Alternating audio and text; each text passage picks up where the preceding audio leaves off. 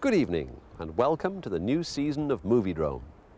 Among the diverse delights we have for you this year are such cult gems as Kiss Me Deadly, The Harder They Come, and Bring Me the Head of Alfredo Garcia,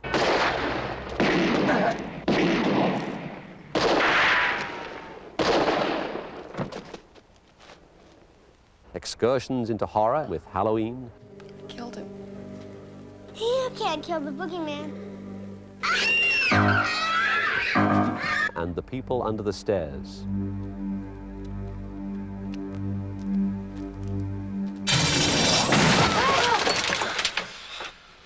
We have a generous helping of film noir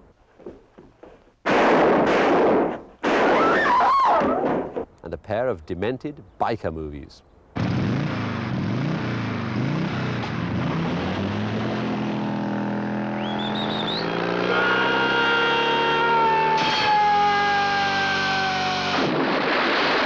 To begin the celebrations, a science fiction double bill, starting with The Andromeda Strain, a thriller based on a novel by Michael Crichton, the first such thriller, I think. It was made in 1970 in CinemaScope. This was the era of great experimentation in American film styles, and Andromeda Strain reflects this overtly in its use of split-screen sequences, as per The Boston Strangler and The Thomas Crown Affair. Tonight you'll see Andromeda Strain in its original CinemaScope form.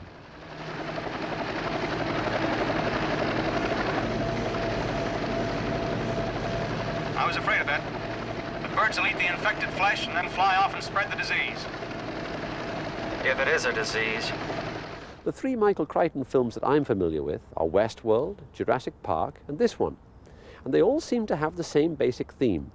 In each film, man creates a high-tech electronic and mechanical paradise which invariably goes haywire and turns on its customers and creators. The Frankenstein story applied to theme parks and government installations. In The Andromeda Strain, an American satellite returns to Earth with a deadly organism from outer space, a life form which kills almost all humans on contact. While the scientists urge nuclear destruction of the affected area, and politicians weigh up the likely consequences of incinerating select portions of the USA, a team of ace biologists and surgeons struggle to isolate the alien bacteria and find a cure. Whatever killed them at Piedmont is still there and still as potent as ever. If potent's the word. Let's try a rhesus. So, okay. Isolate and identify. Right. What's really interesting about this movie is its matter-of-factness.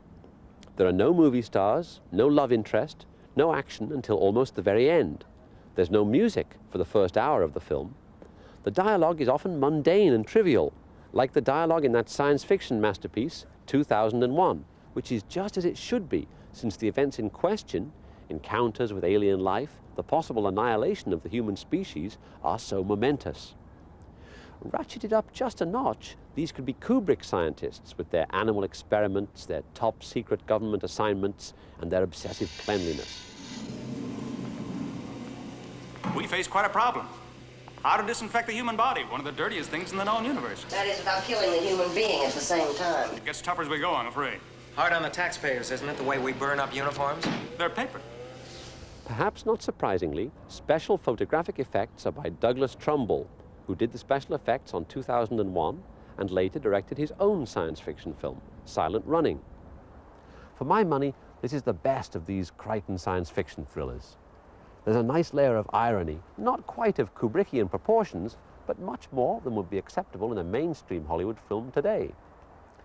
The Andromeda Strain was more than competently directed by Robert Wise, who is very good with individual scenes, but lets the movie as a whole run on too long. Wise was the editor of Citizen Kane and The Magnificent Ambersons, and the director of many studio epics, including Sound of Music and Star Trek, and weirder small-scale films like Curse of the Cat People and Day the Earth Stood Still. The Andromeda Strain is unique in one particular way. it manages to pull off a third act of running, jumping, hiding, chasing, shooting laser gun scenes which are actually interesting. Now, this is very rare. Normally, modern science fiction films follow the pattern of They Live, which after a tremendous opening degenerates into endless shots of people running and chasing down corridors, firing off laser guns, like an old episode of Doctor Who without the Daleks. The Andromeda Strain actually manages to have such a finale and to make it exciting, as one of the scientists crawls around a nuclear bomb while being blasted by robot-directed laser beams and sprayed with poison gas. It's a splendid finale. How, by the way, do you know in a movie whether the plane is going to explode or not? The answer is contained tonight in the form of product placement. Product placement is a form of baksheesh whereby the film's producers or the studio agree to have the actors use a certain brand of deodorant or drink a certain type of canned beverage or fly a certain carrier's planes. In return for the free advertising, the film receives free beer or plane tickets, or a certain brand of sweetener is added to somebody's Swiss bank account. Hence, if tonight the hero is traveling aboard a certain actual existing airline, relax.